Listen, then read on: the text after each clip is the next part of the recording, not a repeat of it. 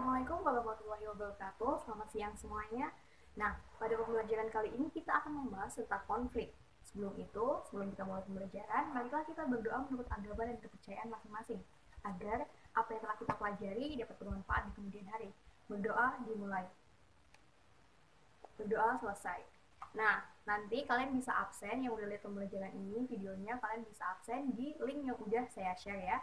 Nah, pada bab konflik ini kita akan membahas tentang dua subbab, lebih tepatnya pada subbab yang pertama adalah resolusi konflik, kemudian yang kedua adalah peran orang ketiga dan mediasi dalam menghadapi konflik. Nah, sebelum itu saya mau tanya sama kalian. Kalian tahu nggak sih apa itu konflik? Atau kalian pernah mengalami pertentangan, perbedaan pendapat antara kalian dengan orang tua kalian atau dengan teman kalian? Nah, perbedaan itulah yang merupakan salah satu faktor penyebab konflik. Nah, konflik sendiri itu apa sih? Konflik merupakan proses sosial yang terjadi antara dua pihak atau lebih, di mana salah satu pihaknya berusaha untuk menyingkirkan pihak lainnya dengan cara menjatuhkannya. Apabila kita membahas tentang resolusi konflik, maka kita harus menganalisis suatu konflik. Apa faktor penyebabnya, akibat yang ditimbulkan, dan langkah-langkah yang harus diambil untuk meredam konflik itu sendiri. Konflik merupakan gejala sosial yang mana konflik akan hilang apabila masyarakat yang berkonflik pun hilang. Agar konflik tidak berkembang menjadi sebuah kekerasan, maka ada 3 syarat yang mana harus dilakukan agar konflik tersebut tidak berkembang. Syarat yang pertama adalah masyarakat yang berkonflik harus menyadari bahwa ada situasi konflik di antara mereka. Dengan kesadaran tersebut, maka masyarakat akan berupaya untuk bersikap jujur dan adil. Kemudian yang kedua adalah pengendalian konflik tersebut hanya mungkin bisa terselesaikan apabila berbagai kekuatan sosial yang bertentangan terorganisir menjadi satu. Kemudian yang ketiga adalah setiap kelompok yang berkonflik atau setiap masyarakat yang berkonflik harus menaati aturan main yang telah disepakati bersama. Aturan main ini akan menjamin kelangsungan hidup kelompok-kelompok yang telah berkonflik tersebut. Kemudian dengan adanya aturan main ini pula, setiap kelompok atau setiap anggota kelompok enggan untuk berlaku tidak adil terhadap sesamanya. Nah, teman-teman, secara umum ada banyak sekali macam bentuk pengendalian konflik sosial. Namun di sini kita akan membahas beberapa saja ya. Yang pertama yaitu adalah konsiliasi, kemudian ada mediasi, arbitrasi, dan transformasi konflik. Nah, yang pertama kita akan membahas tentang konsiliasi. Apa sih konsiliasi itu? Konsiliasi merupakan bentuk pengendalian konflik dengan menggunakan lembaga-lembaga tertentu, di mana memungkinkan adanya diskusi dan pengambilan keputusan yang adil di antara pihak-pihak yang berkonflik. Sebagai contohnya yaitu adalah lembaga perwakilan rakyat. Agar berfungsi efektif dalam menyelesaikan permasalahan di masyarakat, maka lembaga-lembaga itu harus memenuhi 4 syarat. Di antaranya yaitu lembaga harus bersifat otonom. Kemudian yang kedua, kedudukan lembaga di masyarakat harus bersifat monopolistik. Kemudian yang ketiga adalah lembaga harus berperan aktif agar masyarakat tersebut merasa terikat dengan lembaga tersebut. Dan yang keempat adalah lembaga harus bersifat demokratis. Kemudian yang kedua kita akan membahas tentang mediasi.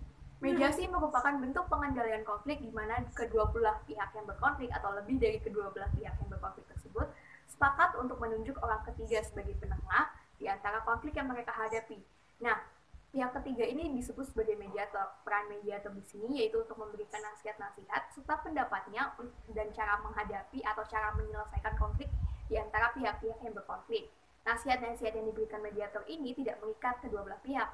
Artinya, kedua belah pihak boleh melakukan apa yang dikatakan mediator dan boleh juga tidak. Nah, yang ketiga kita akan membahas tentang arbitrasi. Arbitrasi biasa disebut juga sebagai pewasitan.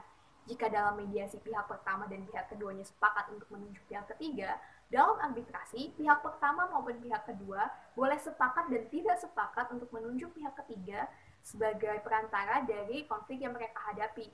Nah, pihak ketiga ini juga sama seperti mediasi berperan untuk memberi nasihat atau cara penyelesaian konflik.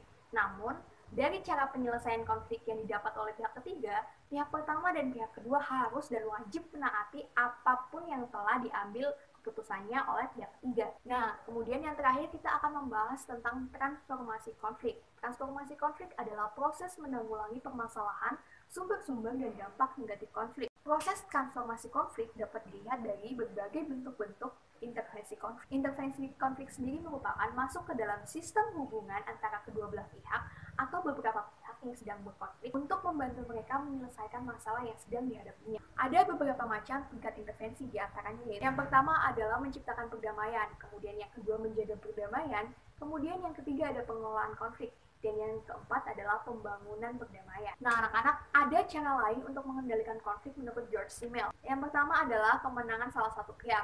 Jika salah satu pihak menang, otomatis konflik sudah selesai kan? Yang kedua adalah kompromi antara kedua belah pihak. Kompromi sendiri dimaksudkan adalah kedua belah pihak itu menekan ego yang dimilikinya masing-masing. Kemudian yang ketiga ada rekonsiliasi konflik. Yang keempat yaitu adalah saling memaafkan. Dan yang terakhir atau yang kelima adalah kesepakatan di antara pihak-pihak yang bertikai. Kesepakatan di antara pihak-pihak yang bertikai untuk tidak berkonflik lagi. Salah satu bentuk akomodasi untuk menyelesaikan konflik adalah mediasi. Mediasi merupakan bentuk penyelesaian konflik dengan memanfaatkan pihak ketiga. Nah, pihak ketiga ini dinamakan sebagai mediator. Mediator di sini bersifat netral dan tidak memihak salah satu pihak. Nah, adapun syarat-syarat untuk menjadi seorang mediator. Yang pertama adalah adil dan bertanggung jawab. Kemudian yang kedua adalah mampu bekerja sama dalam menyelesaikan masalah. Yang ketiga, memiliki sikap menghormati dan mengerti berbagai perbedaan pendapat yang ada. Yang keempat, memiliki keinginan untuk berbagi dan ikut merasakan. Kemudian yang kelima adalah memfokuskan diri pada persoalan, bukan pada permasalahan yang ada. Nah, anak-anak, pada hari ini kita sudah belajar mengenai resolusi konflik. Di antaranya yaitu ada bentuk-bentuk penyelesaian konflik. Ada konsiliasi, mediasi, arbitrasi, dan transformasi konflik. Dalam materi yang kedua ada peran mediasi dan peran pihak ketiga dalam penyelesaian konflik. Di situ ada syarat-syarat bagaimana menjadi seorang mediator. Nah, tugas kalian yaitu adalah mencari contoh konflik yang ada di media massa, kemudian kalian menuliskan bagaimana bentuk penyelesaian dari konflik tersebut. Nah, anak-anak, sekian pembelajaran pada siang hari ini, semoga bermanfaat untuk kalian. Sebelum kita mengakhiri pembelajarannya, marilah kita berdoa menurut agama dan kepercayaan masing-masing agar apa yang telah kita pelajari kemudian bermanfaat. Berdoa dimulai. Berdoa selesai. Terima kasih. Wassalamualaikum warahmatullahi wabarakatuh.